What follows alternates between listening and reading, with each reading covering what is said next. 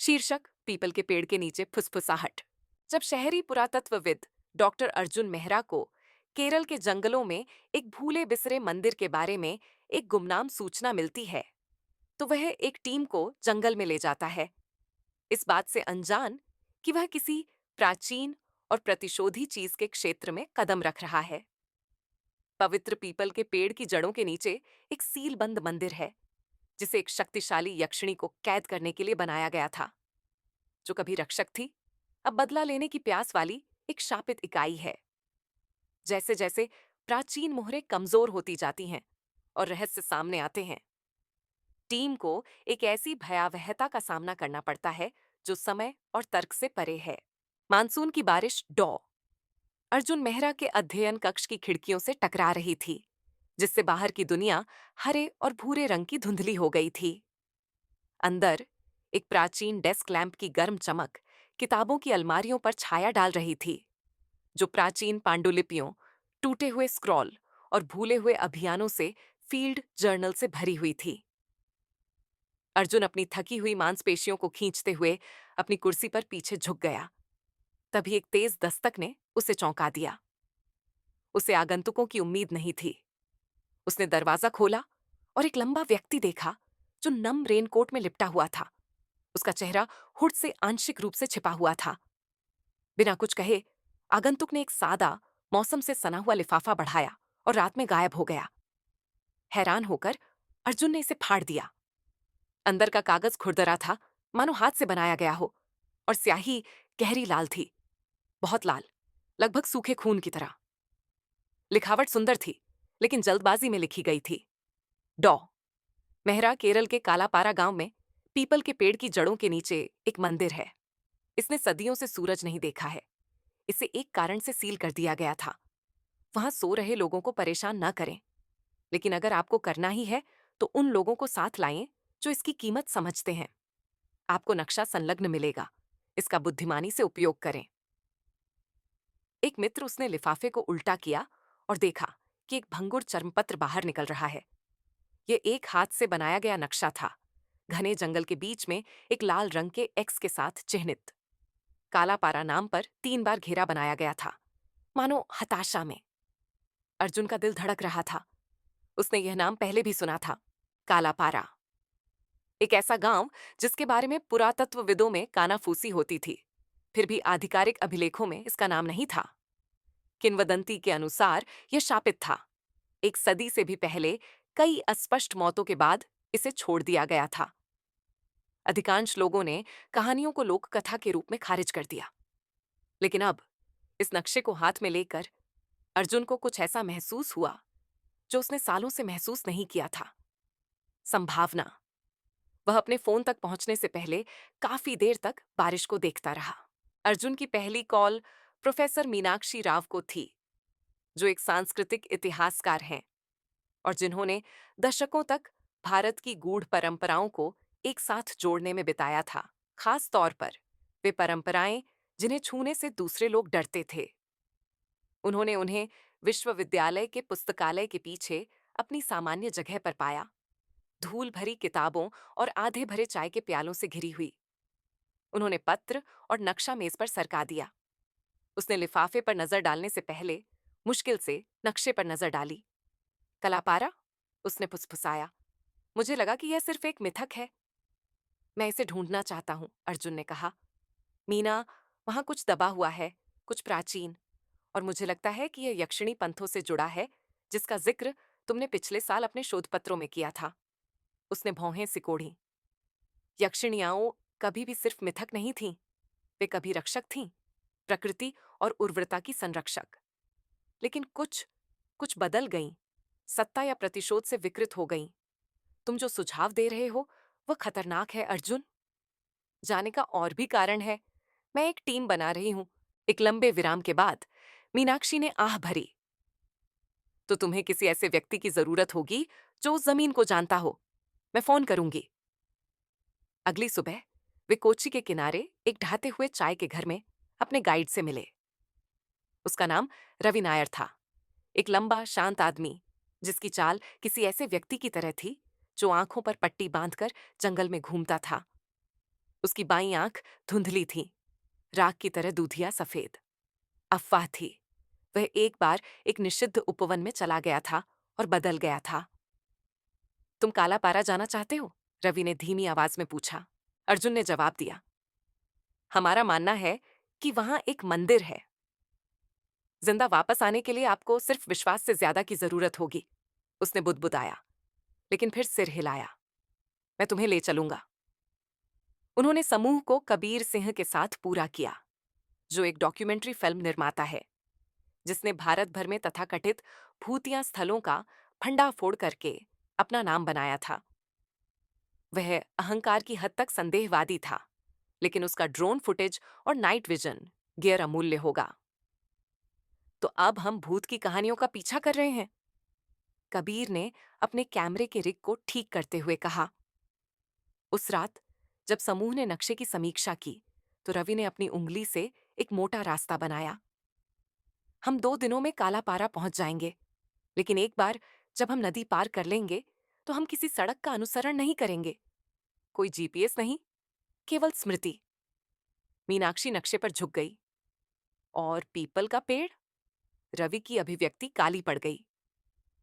वह पेड़ गांव से भी पुराना है, उन देवताओं से भी पुराना है जिनकी हम पूजा करते हैं। कोई भी उसके पास नहीं जाता। कबीर हंसा। शूटिंग के लिए ये एकदम सही जगह लगती है। कोई भी उसके साथ नहीं आया। बाहर तेज हवा चल रही थी, जो खिड़की के शीशों को कंकाल की उंगलियों की तरह हिला रही थी। जंगल ने उनका स्वागत खामोशी से किया। प्रकृति की सामान्य शांति नहीं, बल्कि एक ऐसी शांति जिसने पक्षियों को भी सावधान कर दिया। कालापारा में जाने वाला रास्ता लंबे समय से जंगल में समाया हुआ था, और हर कदम आगे बढ़ने पर ऐसा लगता था जैसे उन्हें देखा जा रहा है, आंखों से नहीं, बल्कि जमीन से। जब आसमान में अंधेरा छाने लगा, तो वे पैदल पुल से एक संकरी नदी पार कर गए। हालांकि दोपहर हो चुकी थी। दूसरी तरफ छतरी इतनी मोटी हो गई थी कि ज्यादातर रोशनी को रोक रही थी। बेलें फंदे की तरह लटकी हुई थीं। हवा गीली, मिट्टी और किसी धातु की गंध से भरी हुई थी। रवि आगे बढ़ गया। उसकी कुल्हाड़ी झाड़ियों को चीरती हुई आगे बढ़ गई। वह कम बोलता था। उसकी आंखें लगातार पेड़ों को स्कैन कर रही थीं। कबीर ने अपने कंधे पर लगे कैमरे पर लेंस को एडजस्ट करते हुए पूछा, गांव के लोग अब यहां क्यों नहीं आते? रवि रुक गया। क्योंकि जो लोग यहां लापता हो जाते हैं, वे मरते नहीं हैं। कबीर ने पलकें झपकाईं। तो वे कहां जाते हैं? रवि ने कोई जवाब नहीं दिया। शाम तक वे काई से ढके पत्थरों से घिरे समतल मैदान में पहुंच गए। डेरा डालने के लिए बहुत जल्दी थी, लेकिन रवि ने जोर देकर कहा कि वे रुकें। वहां उसने मिट्टी में आधे दबे पत्थर के स्लैब की ओर इशारा करते हुए कहा। उस पर अजीबोगरीब प्रतीक उकेरे गए थे। बीच में आंखों की एक जोड़ी के साथ एक वृत्त बनाते हुए सर्पीले वक्र। यक्षिणी प्रतीक। मीनाक्षी ने मिट्टी झाड़ने के लिए झुकते हुए बड़बड़ाया। सुरक्षा ऋण या चेतावनी, बताना मुश्किल है। कबीर ने अपने कैमरे से झूम इन किया। डरावना डिजाइन, संपादन में बहुत अच्छा लगेगा। उस रात उनके टेंटों ने एक डीला घेरा बना लिया था, जिसके बीच में आग जल रही थी। अपनी थकान के बावजूद उनमें से कोई भी आसानी से सो नहीं पाया। दूर से शाखाओं के टूटने की आवाज सुनकर अर्जुन जागता रहा। मीनाक्षी संस्कृत में बड़बड़ाते हुए अपनी नींद में करवटें बदल रही थी। यहां तक कि रवि, जो एक पेड़ के पास कंबल में लिपटा हुआ था, भी बेचैन लग रहा था। कबीर ही एकमात्र ऐसा व्यक्ति था जिसने ठीक से सोने का दावा किया। अगली सुबह उसने कहा, मैंने एक महिला का सपना देखा। लंबे बाल, सोने के गहने, लाल रेशमी साड़ी। वह पेड़ों में खड़ी थी और मुझे देखकर मुस्कुरा रही थी। रवि ने अपना नाश्ता गिरा दिया। क्या उसने कुछ कहा? नहीं, लेकिन मुझे लगता है कि वह चाहती थी कि मैं उसका पीछा करूं। तुम्हें ऐसा नहीं करना चाहिए, रवि ने तीखी आवाज में कहा। अगर वह तुमसे बात करती है, तो तुम खामोशी से जवाब देते हो। अगर वह तुम्हें कुछ देती है, तो तुम कुछ नहीं लेते। और सबसे बढ़कर, उसका पीछा मत करो। कबीर ने भौहें चढ़ाईं। तुम्हें क्या लगता है कि वह क्या करेगी? मेरे गोपरों को परेशान करेगी? रवि ने उसकी निगाहों से देखा। आवाज ठंडी थी। वह तुम्हारे मुंह से तुम्हारा नाम ले लेगी और तुम भूल जाओगे कि तुम कौन हो। उस दिन रास्ता ज्यादा मुश्किल था। जंगल अवास्तविक हो गया था। पेड़ असंभव कोणों में मुड़े हुए थे। जड़ें अप्राकृतिक सर्पिल बना रही थीं। एक बिंदु पर वे एक पत्थर की मूर्ति के पास से गुजरे, जो आधी नष्ट हो चुकी थी, जिसके गले में हड्डियों की माला बंधी हुई थी। यह सिर्फ एक मंदिर नहीं था, मीनाक्षी ने आंखें चौड़ी करके कहा। यह एक जेल थी। अर्जुन ने नक्शे को देखा। वे एक से आधे दिन की पैदल दूरी पर थे। अब वह इसे महसूस कर सकता था। धरती के नीचे कुछ इंतजार कर रहा था। जब तक वे कालापारा पहुंचे, तब तक जंगल क्षय का गिरजाघर बन चुका था। गांव खंडहर में पड़ा था। छतहीन झोपड़ियां काई से घिरी हुई थीं। पत्थर के कुएं बेलों से भरे हुए थे और पुराने प्रार्थना झंडे धुंध में फीके भूतों की तरह लटके हुए थे। जीवन का एक भी संकेत नहीं, केवल शांति और वह धीमी धड़कती हुई गुनगुनाहट सुनने की दहलीज के ठीक नीचे। ये उनकी हड्डियों में कंपन कर रहा था। ये जगह, मीनाक्षी ने फुसफुसाया, ऐसा लगता है जैसे समय रुक गया हो। रवि एक सूखे बरगद के पेड़ के पास टूटे हुए पत्थरों के समूह के पास घुटनों के बल बैठ गया। उसने मिट्टी को झाड़ दिया और एक टूटी हुई मूर्ति को प्रकट किया। इसकी विशेषताएं घिसी हुई थीं, लेकिन रूपरेखा स्पष्ट थी। एक महिला, 8 भुजाओं वाली, सुंदर और भयानक, एक यक्षिणी मूर्ति। मीनाक्षी ने सांस ली। लेकिन यह पूजा नहीं है, यह संयम है। आधार में खुदी हुई लोहे की जंजीरों को देखो। अर्जुन ने नक्शा देखा, फिर गांव के किनारे पर लगे पेड़ की तरफ देखा। पीपल, यह हर चीज से ऊंचा था। इसकी जड़ें उस खंडहर नींव के चारों ओर सांपों की तरह लिपटी हुई थीं, जो कभी मंदिर हुआ करती होगी। इसके आसपास की हवा ठंडी थी। फिर भी पेड़ के विशाल तने के नीचे, सड़ते पत्तों के नीचे आधा छिपा हुआ एक पत्थर का दरवाजा था। मुझे लगता है कि हमने इसे पा लिया है, अर्जुन ने कहा। उन्होंने मलबे को सावधानीपूर्वक साफ किया। स्लैब पर जटिल चिन्ह उकेरे गए थे, ऐसे प्रतीक जो प्रकाश पड़ने पर झिलमिलाते प्रतीत होते थे। बीच में गहरे उभार में उकेरे गए एक हाथ के निशान थे। मीनाक्षी ने भौहें सिकोड़ी। ये एक भेंट की मुहर है, रक्त से सक्रिय, प्राचीन। कबीर ने सीटी बजाई। तो हम में से किसी को इस पर खून बहाना होगा। जब तक हम और अधिक नहीं जान लेते, तब तक किसी को किसी चीज पर खून नहीं बहाना पड़ता, अर्जुन ने कहा। लेकिन उस रात, जब बाकी लोग सो रहे थे, कबीर खुद को रोक नहीं सका। उसने अपना कैमरा सेट किया। दरवाजा, पेड़, चांदनी, ये सब एकदम सही था। एक छोटा सा शो। उसने अपनी उंगली को अपनी जेब में चुभोते हुए बुदबुदाया। जैसे ही उसका खून पत्थर को छूता, चिन्ह चमक उठते। पहले हल्के लाल, फिर लाल रंग के। जमीन में एक धीमी गड़गड़ाहट गूंजती। अदृश्य हवा में पत्तियां ऊपर उठती। तभी एक गहरी कराह के साथ दरवाजा खुला। कबीर लड़खड़ाते हुए पीछे लौटा। सांसें तेज चल रही थीं। हे भगवान, ये वाकई काम कर गया। उसके पीछे की परछाई से एक आवाज आई। तुम्हें ऐसा नहीं करना चाहिए था। वह मुड़ा। मीनाक्षी वहीं खड़ी थी। उसकी आंखें भय से चौड़ी हो गई थीं। तुमने इसे खोला? मैंने मुश्किल से, उसने इशारा किया। सुनो। और उन्होंने ऐसा किया। जमीन के नीचे से सांस लेने की आवाज आ रही थी, धीमी, भारी। और कुछ और, फुसफुसाहट, तूफान की तरह उठती हुई, भूली हुई भाषा में मंत्रोच्चार करती हुई, जंगल में गूंजती हुई। रवि आया, चेहरा राग जैसा। तुमने सील तोड़ दी है। सील? कबीर ने पूछा। ये एक दरवाजा था ना कि? ये हमें बाहर रखने के लिए नहीं था, मीनाक्षी ने कहा। ये उसे अंदर रखने के लिए था। उन्होंने उस रात नमक की लकीरों और अनुष्ठानिक अग्नि से शिविर को सील कर दिया, लेकिन इससे यह महसूस करने में कोई मदद नहीं मिली कि अब उनके पैरों के नीचे कुछ चल रहा है। अर्जुन पीपल की छाया के किनारे अकेले बैठा था, हवा में धुएं की तरह घूमती फुसफुसाहटों को सुन रहा था। उन्होंने एक ऐसा नाम पुकारा जो उसने सालों से नहीं सुना था। अर्जुन। अगली सुबह कबीर चला गया था। उसका टेंट खुला था। हवा में कैनवास फड़फड़ा रहा था। उसके जूते अभी भी वहीं थे, साथ ही उसका कैमरा गियर भी। सब कुछ, सिवाय उस आदमी के। पैरों के निशान कैंप के किनारे से पेड़ों तक जाते थे। सिर्फ एक जोड़ा। संघर्ष के कोई निशान नहीं। वह अपने आप बाहर चला गया, रवि ने गंभीरता से कहा। उसने उसे बुलाया। वह हमें बताए बिना क्यों जाएगा? अर्जुन ने बड़बड़ाया।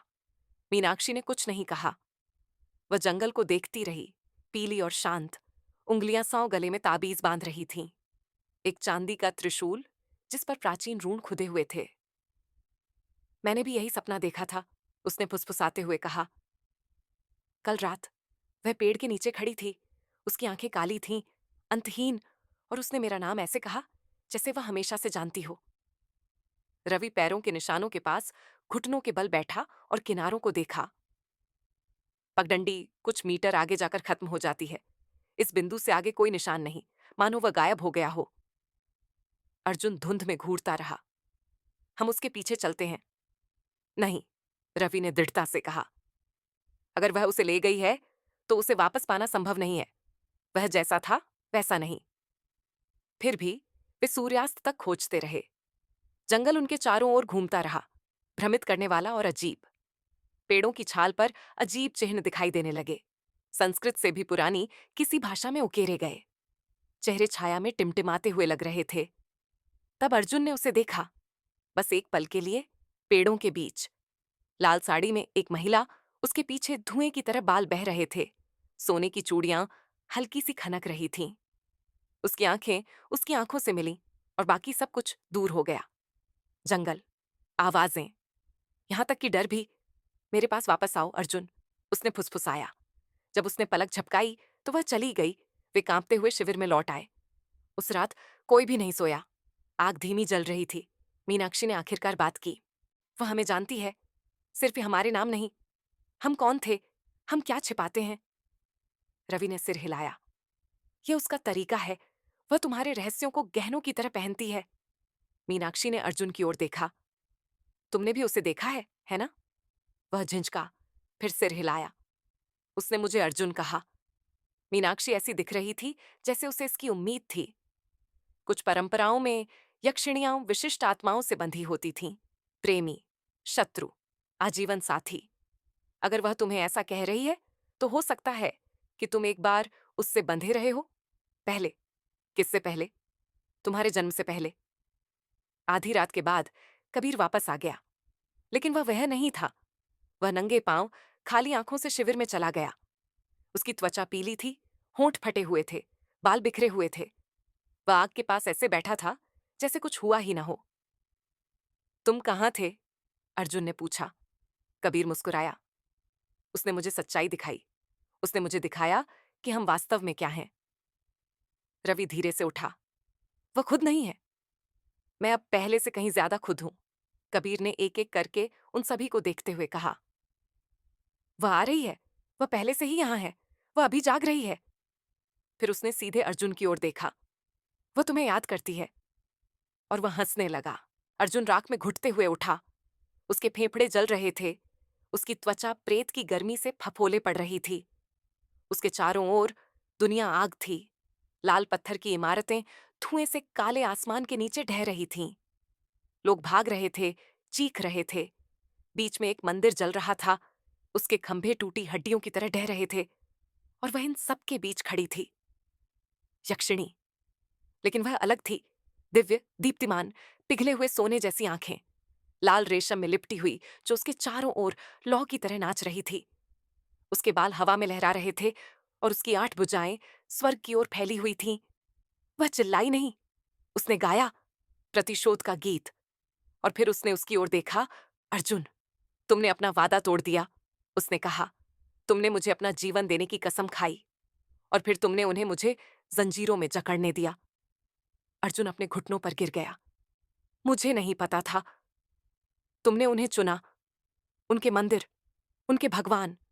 तुमने मुझे उन नश्वर लोगों के लिए धोखा दिया जो उस चीज से डरते थे जिसे वे नियंत्रित नहीं कर सकते थे। उसके चेहरे पर आंसू जल रहे थे। मैं ये नहीं चाहता था, मैं तुम्हें खोना नहीं चाहता था। वह करीब आ गई। उसकी उंगलियां उसके गालों को छू गईं, एक पल के लिए कोमल। तुमने मुझे कभी नहीं खोया, उसने फुसफुसाया। मैं हमेशा से इंतजार कर रही थी, जड़ों के ठीक नीचे। वह चीखते हुए उठा। मीनाक्षी पहले से ही जाग चुकी थी। उसने शिविर के चारों ओर मिट्टी के छोटे छोटे दिए जलाए थे। एक भूली हुई बोली में धीरे धीरे मंत्रोच्चार कर रही थी। रवि चुपचाप बैठा था, अपनी तलवार तेज कर रहा था। कबीर फिर से चला गया। वह खड़ा हुआ और कठपुतली की तरह जंगल में चला गया।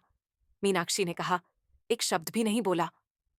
मुझे याद आया, अर्जुन ने धीरे से कहा, मेरे सपने में मैं यहां रहता था, सदियों पहले। रवि ने ऊपर देखा। तुम राजकुमार थे। अर्जुन ने पलक झपकाई। क्या? तुम इस क्षेत्र पर शासन करने वाले शाही परिवार में पैदा हुए थे। तुम युद्ध के बाद शांति लाए, लेकिन तुम किसी ऐसी चीज से प्यार करते थे जो इंसान नहीं थी। एक संरक्षक आत्मा, एक यक्षिणी। उसने मंदिर की जमीन की रक्षा की, जब तक कि उच्च पुजारी डर नहीं गए। उन्होंने कहा कि वह बहुत शक्तिशाली हो गई है। वे उसे बांधना चाहते थे। अर्जुन ने फुसफुसाते हुए कहा, जैसे ही यादें वापस आने लगीं। और तुमने उन्हें ऐसा करने दिया? रवि ने कहा, तुमने उसे धोखा दिया, उसे पीपल के पेड़ के नीचे बंद करने में मदद की। लेकिन वह मरी नहीं। वे उसे मार नहीं सके। उन्होंने उसे केवल बांध दिया, और वह इंतजार करती रही तुम्हारी आत्मा के लौटने का। मीनाक्षी ने अपने थैले से एक स्क्रॉल निकाला, जिसे उसने उन्हें कभी नहीं दिखाया था। इसमें बंधन की रस्म को विस्तार से दर्शाया गया था। विश्वासघाती के खून का इस्तेमाल उसे बंद करने के लिए किया गया था। केवल उसका खून ही उसे खोल सकता था। कबीर ने वह दरवाजा नहीं खोला, उसने कहा। तुमने खोला? अर्जुन ने अपने हाथों की ओर देखा। उसे याद आया कि कुछ दिन पहले उसने अपनी हथेली काट ली थी। बस एक शाखा पर खरोंच लग गई थी। उसका खून पेड़ के पास जमीन पर गिर गया था। मेरा मतलब यह नहीं था, लेकिन उसने ऐसा किया, मीनाक्षी ने कहा। उसने तुम्हें वापस फुसलाया। वह जीवन भर बुलाती रही है, सदियों से, और अब वह आजाद है। रवि खड़ा हो गया। तो हम वह कर देंगे जो तुम्हारे पूर्वज नहीं कर पाए। अर्जुन ने तेजी से ऊपर देखा। तुम उसे नष्ट करना चाहते हो? मैं उसे हमें नष्ट करने से रोकना चाहता हूं। शिविर के बाहर अंधेरे में कुछ हिल रहा था। लाल रेशम में एक आकृति। देख रहा था, इंतजार कर रहा था। वे भोर से ठीक पहले धरती में उतरे। पीपल के पेड़ के नीचे मंदिर पूरी तरह से खुल गया था। पत्थर का दरवाजा किसी दबे हुए जानवर के मुंह की तरह खुल रहा था। पत्थर में खुदी हुई एक सीढ़ी नीचे की ओर घुमावदार थी, जो प्राचीन तेल के दियों से रोशन थी, जो किसी तरह फिर से जल उठे थे। हवा में लोहे और चमेली की महक थी। अंधेरे में कदम रखते ही मीनाक्षी ने बड़बड़ाते हुए कहा, यह जगह सिर्फ एक जेल नहीं थी। यह एक पवित्र स्थान था, एक पूजा स्थल, इससे पहले कि यह एक मकबरा बन जाए। गलियारा संकरा हो गया। दीवारों पर उभरी हुई नक्काशी थी। हर एक में यक्षिणी को अलग अलग रूपों में दिखाया गया था। पालनकर्ता, योद्धा, मोहक, विध्वंसक। एक पैनल में वह एक बच्चे को फल दे रही थी। दूसरे में वह एक आदमी के सीने से उसका दिल निकाल रही थी। सीढ़ियों के नीचे उन्हें कबीर मिले। वह एक काली वेदी के सामने घुटने टेके हुए था, हाथ फैलाए हुए, सिर झुकाए हुए। सूखे खून ने उसके बालों को उलझा दिया था, और वह ऐसी भाषा में बड़बड़ा रहा था जिसे कोई भी नहीं समझ पाया। उसके पास मत जाओ, रवि ने कहा, लेकिन अर्जुन फिर भी आगे बढ़ गया। कबीर, उसने धीमी आवाज में कहा, उसने तुमसे क्या वादा किया था? कबीर ने ऊपर देखा। उसकी आंखें पूरी तरह से सफेद हो गई थीं। उसने मुझसे शांति का वादा किया था, उसने फुसफुसाया। अब कोई संदेह नहीं, अब कोई डर नहीं। उसने मुझे दिखाया कि क्या आने वाला है। तुम ही कुंजी हो अर्जुन, तुम हमेशा कुंजी थे। वह वेदी की ओर बढ़ा और जमीन कांप उठी। वेदी के पीछे की दीवार हजारों आहों जैसी आवाज के साथ फट गई। धूल उड़ी, जिससे मानव हड्डियों से भरा एक गुप्त कक्ष दिखाई दिया। पत्थर में ढसी खोपड़ी खोखली आंखों से घूर रही थी, और इस सब के बीच में उसका सिंहासन, काला पत्थर, सोने की जाली, आधार के चारों ओर प्रसाद की तरह बिखरी पंखुड़ियां, और उस पर यक्षिणी। वह धीरे धीरे उठी। नंगे पांव बाल पानी के नीचे तैर रहे थे। उसकी 8 भुजाएं सुंदर अलौकिक लय में हिल रही थीं। उसकी आंखें अर्जुन पर टिकी थीं, और उसकी आवाज स्टील पर रेशम की तरह उसके दिमाग में सरक गई। तुम मेरे पास लौट आए, बाकी सब स्तब्ध रह गए। यहां तक कि रवि भी, यहां तक कि मीनाक्षी भी। केवल अर्जुन ही हिल सकता था। तुम्हें याद है, उसने सिंहासन से उतरते हुए कहा, आग, विश्वासघात, प्यार। मुझे याद है, अर्जुन ने कहा, अपनी नजरें उससे हटा नहीं पा रहा था। लेकिन मैं तुम्हारी सेवा करने नहीं आया हूं। वह गुस्से से नहीं बल्कि स्नेह से मुस्कुराई। तुमने हमेशा मेरी सेवा की है, तब भी जब तुम्हें इसका पता नहीं था। तुमने मेरे लिए अपना खून बहाया, तुमने रास्ता खोला, तुम प्रसाद लाए।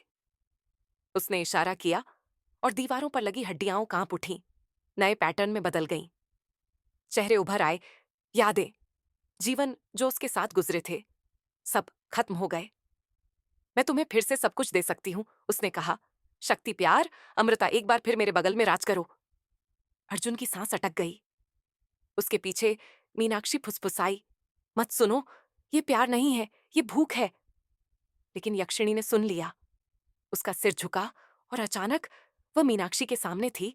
उसका एक हाथ उसके दिल पर था। उसकी आवाज एक फुफकार थी। ये बहुत ज्यादा बोलती है। अर्जुन उनके बीच में आ गया। नहीं। कक्ष हिल गया। दीवारों में दरारें पड़ गईं, कोनों में लपटें उठने लगीं। तुम फिर से मेरी अवहेलना करोगे? उसने पूछा। उसकी आवाज में क्रोध से ज्यादा दर्द था। मैं इसे खत्म करने आई हूं, अर्जुन ने कहा। उसने उसे घूर कर देखा। सदियों से फिर से धोखा दिया जा रहा था। तो खुद को अर्पित करो, वह हिचकिचाया। अगर तुम अब भी उससे प्यार करते हो, मीनाक्षी ने उसके पीछे से कहा, उसे अपनी आत्मा मत दो, उससे शांति दो। अर्जुन ने अपनी आंखें बंद कीं, अपना हाथ ऊपर उठाया और मीनाक्षी द्वारा दिखाए गए स्क्रॉल से अंतिम श्लोक पढ़ा। एक प्राचीन बंधन संस्कार, जो पहले केवल एक बार बोला गया था। यक्षिणी चीखी, दर्द में नहीं, लेकिन दुख में। लपटें बुझ गईं, कक्ष मंद हो गया और सिंहासन खाली था। केवल लाल रेशम बचा था, जो पत्थर पर छिली हुई खाल की तरह कर्लिंग कर रहा था। कबीर गिर पड़े। मंदिर ढहने लगा। मंदिर ढहने से पहले वे मुश्किल से बाहर निकल पाए। जिस क्षण अर्जुन ने अनुष्ठान के अंतिम शब्द कहे, पत्थर की दीवारें कराहने और टूटने लगी थीं। धूल के मोटे पर्दे गिर रहे थे और दीवारों में ढंसी हड्डियां ओलों की तरह खड़खड़ाती हुई मुक्त हो गई थीं। हवा धुएं और चमेली की गंध से घनी हो गई। फिर खून। रवि ने कबीर को अपने कंधे पर उठा लिया। वह व्यक्ति आधा होश में था और कांप रहा था। मीनाक्षी ने पवित्र पुस्तक को अपने सीने से लगा रखा था और वे दो दो कदम ऊपर चढ़ते हुए सुरक्षात्मक छंदों के अंश बुदबुदा रही थीं। अर्जुन आगे चल रहा था, हालांकि हर नस भागने के लिए चीख रही थी। उनके पीछे एक अंतिम दरार गूंजी, जैसे धरती की रीढ़ टूट गई हो और मार्ग ढह गया, जिससे सिंहासन कक्ष हमेशा के लिए बंद हो गया। वे दिन के उजाले में बाहर निकल आए, जैसे पीपल के पेड़ के नीचे जमीन हिल रही थी। इसका विशाल तना अंदर से सड़ने लगा। छाल पर काली नसें फैल रही थीं। पत्तियां मुरझाकर झरनों की तरह गिरने लगीं और जड़ें जो कभी पुराने मंदिर के चारों ओर लिपटी हुई थीं, अब अंदर की ओर मुड़ गई थीं, मानो मर रही हों। लेकिन जंगल सामान्य नहीं हुआ था, बिल्कुल नहीं। पेड़ अब अलग थे। कुछ ही घंटों में जंगल घना हो गया था। नई बेलें, नई शाखाएं, हवा में अप्राकृतिक ऊर्जा की चमक थी। यह अब वह जंगल नहीं था जिसमें वे आए थे। यह उसका हो गया था। पक्षी नहीं गाते थे, कोई कीट भिनभिनाता नहीं था। केवल लकड़ी की चरमराहट और धीमी लयबद्ध गुनगुनाहट, जैसे कि सतह के ठीक नीचे कोई विशाल सांस ले रहा हो। रवि ने कबीर को नीचे बिठाया और तलवार हाथ में लेकर इधर उधर देखा। हमें चलना चाहिए, जल्दी। मीनाक्षी ने रास्ते की ओर इशारा किया। वहां देखो। जड़ें पगडंडी से निकलकर दांतेदार आकार में मुड़ गई थीं, पंजों की तरह मुड़ी हुई थीं। उनमें से कुछ धड़क रही थीं, मानो जीवित हों। एक कबीर की ओर बढ़ी और फिर सिकुड़ गई, झुलसे हुए कीड़े की तरह मिट्टी में समा गई। अर्जुन एक घुटने पर बैठ गया, अपनी हथेली धरती पर रख दी। वह अभी भी यहां है, उसने कहा। पूरी तरह से नहीं, लेकिन कुछ बचा हुआ है। तुमने उसे सील कर दिया, मीनाक्षी ने कहा। हमने देखा। मैंने उसके रूप को सील कर दिया, उसके शरीर को। लेकिन धरती याद रखती है। वह मंदिर से भी गहरी जड़ें जमा चुकी है। वह अब जंगल है। वह मरी नहीं है? रवि ने पूछा। नहीं, अर्जुन ने कहा। वह कुछ और बन रही है। जैसे जैसे वे चलते गए, रास्ता मुड़ता गया, लंबा होता गया, बदलता गया। घंटे बीत गए, या शायद मिनट। समय धुंधला हो गया। अर्जुन को फिर से फुसफुसाहटें सुनाई देने लगीं, अब और भी कम, मानो पानी में गूंज रही हों। क्रोध में नहीं, बल्कि दुख में। उसकी आवाज, तुमने मुझे फिर क्यों छोड़ दिया? एक समय मीनाक्षी चिल्लाई। जब उसने पेड़ को छुआ तो वह हिल गया था, जिससे एक और नक्काशीदार पैनल दिखाई दिया। जीवित छाल में एक भित्ति चित्र। इसमें अर्जुन को, स्पष्ट रूप से अर्जुन को, हाथ में ब्लेड लिए यक्षिणी के सामने घुटने टेकते हुए दिखाया गया था। अगले पैनल में वह उसके बेजान शरीर पर रो रही थी। मुझे लगता है किसी और जन्म में तुमने उसे रोकने के लिए खुद को पेश किया था, मीनाक्षी ने फुसफुसाया। या उसने मुझे मारने से पहले ही मुझे मार डाला, अर्जुन ने बड़बड़ाया। शाम होते होते जंगल खुलने लगा। वही पुल जिसे उन्होंने कुछ दिन पहले पार किया था, अब उनके सामने खड़ा था। इसकी लकड़ी की तख्तियां टेढ़ी मेढ़ी थीं, लेकिन बरकरार थीं। उन्होंने एक एक करके उस पर कदम रखा और हवा बदल गई। सन्नाटा छा गया। पक्षियों का गाना फिर से शुरू हो गया। जादू टूट गया। वे बाहर थे। दूसरी तरफ वे गिर पड़े। कबीर होश में आया। मंदिर खोलने के बाद कुछ भी याद न कर पाने की वजह से वह भ्रमित था। मीनाक्षी ने उसे पानी की बोतल थमा दी और यह नहीं बताया कि कैसे उसकी आंखें एक बार सफेद हो गई थीं। रवि ने कुछ नहीं कहा, बस कांपते हाथों से सिगरेट जलाई और पेड़ों की कतार को घूरता रहा। और अर्जुन? अर्जुन जंगल की ओर मुड़ गया। कहीं जड़ों और राख के नीचे वह अभी भी वहां थी। अब गुस्सा नहीं है, बस इंतजार कर रही है। हफ्ते बीत गए। जंगल उनके पीछे था, फिर भी उनमें से कोई भी वास्तव में स्वतंत्र महसूस नहीं कर रहा था। कालापारा की यात्रा समाप्त हो गई थी, लेकिन कहानी, अभिशाप समाप्त नहीं हुई थी। अर्जुन दिल्ली लौट आया, लेकिन उसे नींद नहीं आ रही थी। रात में उसने उसे प्रतिबिंबों में देखा। कांच, पानी, पॉलिश धातु। कभी कभी कोने से फिसलते हुए लाल रेशम की एक झलक। अन्य बार उसका पूरा रूप, उज्ज्वल और भयानक, ब्लेड की तरह घुमावदार आवाज में फुसफुसाते हुए। तुमने मुझे 2 बार छोड़ा। मीनाक्षी केरल में पीछे रह गई। त्रिवेंद्रम अभिलेखागार में शोध कर रही थी। उसने कुछ अजीबोगरीब खोज की। भारत भर में 7 अन्य स्थलों के अभिलेख जहां कभी मंदिरों को सील कर दिया गया था। देवताओं को नहीं, बल्कि संरक्षकों को समर्पित।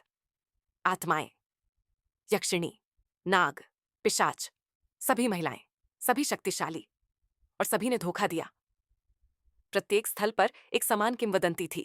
एक राजकुमार, एक बंधन, एक विश्वासघात। प्रत्येक मंदिर के बीच में एक पेड़ था। पीपल तो बस शुरुआत थी। उसने अर्जुन को उन स्क्रॉल की प्रतियां भेजी जो उसने खोद कर निकाले थे। प्राचीन देवताओं, और जिसे वह भूली हुई रानियां कहने लगी थी, के बीच प्रतीकात्मक संबंध। उसने लिखा, अगर कालापारा में बंधन विफल हो गया तो अन्य भी जाग सकते हैं। जंगल बढ़ रहा है। रवि अब कोच्चि में वापस आ गया। बेचैन हो गया। कुछ उसे कुतर रहा था। आसपास के गांवों से खबरें आने लगीं। रातों रात जंगल खेती की जमीन पर कब्जा कर रहे थे। बच्चे नींद से जागकर ऐसे नाम बुदबुदा रहे थे जो थे ही नहीं। पुराने पेड़ बेमौसम खिल रहे थे। नदी के किनारों पर फलों और चूड़ियों का प्रसाद दिखाई दे रहा था। ये फैल रहा था। उसने मीनाक्षी से संपर्क किया। हमने उसे सील नहीं किया। हमने उससे कुछ पुराना छोड़ा जो हम समझ नहीं पाए थे, और अब यह हर जगह जाग रहा है। जहां तक कबीर का सवाल है, वह फिर से गायब हो गया। एक रात एक रहस्यमय आवाज संदेश के बाद उसने मुझे दिखाया कि जड़ों के नीचे क्या है। वह गायब हो गया। उसका अपार्टमेंट खुला रह गया था। उसका कैमरा अभी भी रिकॉर्ड कर रहा था, लेकिन फुटेज खराब हो गई थी। अंतिम फ्रेम में वह एक बरगद के पेड़ के नीचे खड़ा था, और उसके पीछे एक आकृति मुस्कुरा रही थी। एक रात अर्जुन अपने फ्लैट की छत पर खड़ा था, नीचे दिल्ली की अराजकता को देख रहा था। गाड़ियां हॉर्न बजा रही थीं, नियॉन लाइटें टिमटिमा रही थीं, जिंदगियां आगे बढ़ रही थीं, लेकिन शहर पतला लग रहा था, भंगुर। वह इसे आते हुए महसूस कर सकता था, कांच के पीछे ज्वार की तरह। पुराने देवता वापस आ रहे थे, मंदिरों में नहीं, बल्कि वे जो दफना दिए गए थे। चुप हो गए, धोखा खा गए। उसने अपनी आंखें बंद कर लीं, और हवा में उसने एक बार फिर उसकी आवाज सुनी। मैंने तुम्हें माफ कर दिया अर्जुन, लेकिन दूसरे नहीं करेंगे। उपसंहार। 8वां तीर्थ स्थान। पश्चिमी घाटों में कहीं दूर, जहां कोई सड़क नहीं जाती थी और नक्शे खाली हो जाते थे, एक बच्चा जंगल में भटक गया। जब उसकी मां ने उसे पाया तो वह एक खिलते हुए पीपल के पेड़ के नीचे बैठा था। एक ऐसा गीत गुनगुना रहा था जो किसी ने उसे नहीं सिखाया था। उसने मां की ओर देखा और मुस्कुराया। उसने कहा कि उसे तुम्हारी याद आती है। उसने फुसफुसाया और पेड़ की जड़ें हिल गईं।